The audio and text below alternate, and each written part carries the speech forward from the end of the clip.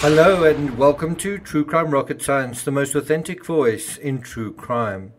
10 days ago, Kaylee's father, Steve Gonzalez, expressed frustration because the cops wouldn't state the obvious.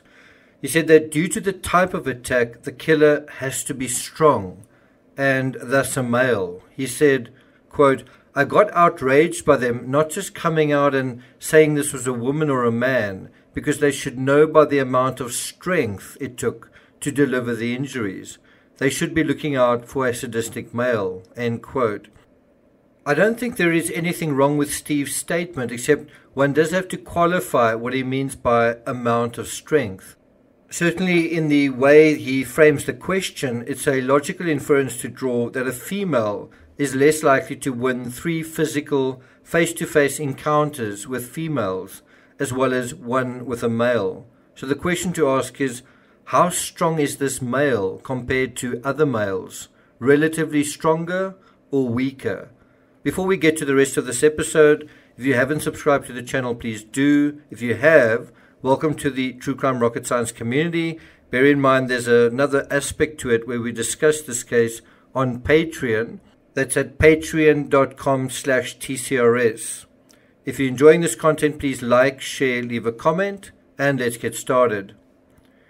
Now, I find it interesting that rather than refer to strength, the coroner felt the killer drew strength and I guess inspiration from his emotions rather than merely his muscles. Barely 5 days after the incident, later counter-coroner Kathy Mabbitt said, quote, "It has to be somebody pretty angry in order to stab 4 people to death," end quote. That is likely true, though I'm not sure anger is the right term, and I'm not sure rage is either, because rage implies uncontrollable anger. If this crime was premeditated rather than spontaneous, then the killer was able to direct and focus his natural pent-up aggression. And perhaps he had some practice with that. Do you see the rub, though? In our previous analysis, we described the wolf of King Road as not a particularly strong animal. But isn't that a contradiction then? To say he's a weak animal while suggesting only a certain degree of baseline strength could have allowed this criminal to think he could do what he did. How does that make sense? So are we dealing with strength or weakness? Well, why not both? Why not physical strength, not necessarily in the category of a Hulk, and then also weakness, not strictly in physical terms, but emotional terms? So if we're dealing with a strong male who is weak emotionally, isn't he simply immature, which is another way of saying relatively young, relatively younger? The younger he is, the less likely he is to be a physical powerhouse, but coincidentally, the younger he is, the more likely he is to have his emotions, his identity, his sense of self, or his self-esteem where he needs it to be. He may not have a proper handle on who he is. I also think the physical and emotional strength and weakness dimensions are particularly flat and overly straightforward. Instead of strength, aren't we missing something even more important? How about fitness? That's sort of a subtle element to physical strength. Aren't we dealing with a killer that effortlessly ascended and descended, perhaps as many as 2 flights of stairs, then tirelessly executed one housemate after another, and despite 2 victims actively defending themselves, he was still able to get the upper hand? Due to the survivors not waking up, we must assume the killer executed all 4 housemates with effective wounds to the chest, another sign of a consistent, vigorous effort. And a consistent, vigorous effort requires fitness. So our wolf may be a sportsman and physically fit, and perhaps in that fitness aspect lays real strength. Perhaps his physical fitness but lack of emotional readiness, essentially his emotional immaturity, was a cause of frustration in terms of his failures at sexual selection. Now consider this quote from Dr. Toyin Omofoye. "Knowing your weakness is a strength."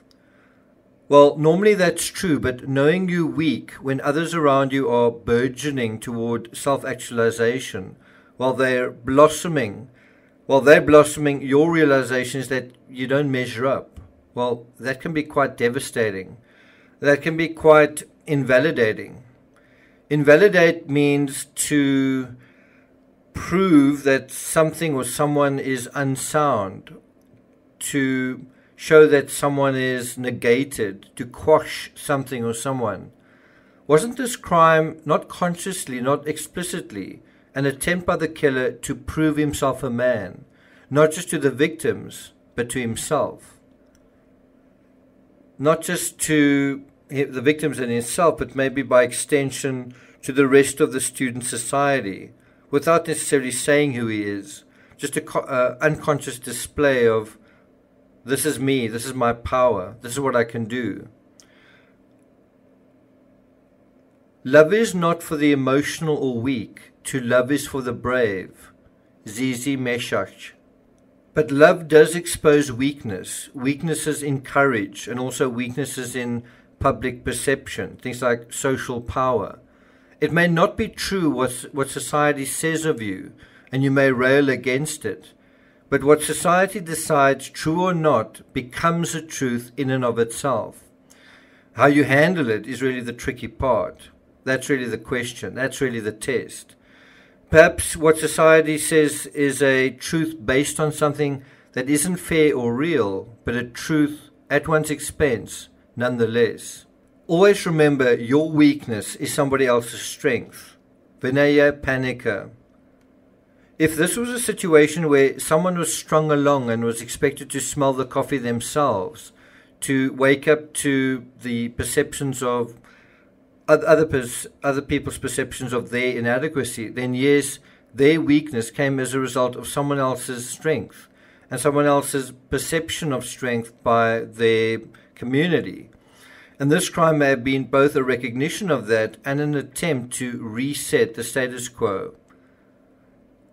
This was the killer's stab at proving himself a man, wasn't it? Perhaps for far too long his emotions had been a great, terrifying, fire-breathing dragon, reducing him to a quivering, cowering, quaking wreck.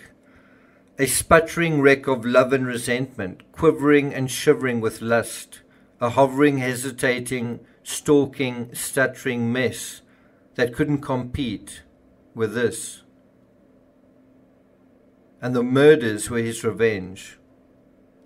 So I'm not going to take it further than that. An ex-resident of 1122 King Road has just recently spoken out. His name's Cole Alteneder. He graduated in 2022. He said that he lived in the house during his junior year. And he said, you can't walk up any of the stairs or any of the floors without everybody in the house knowing it.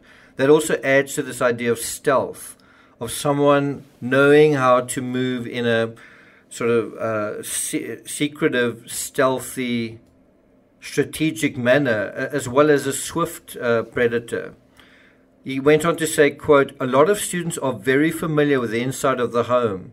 At parties, people would hop the fence and just walk away if the cops came.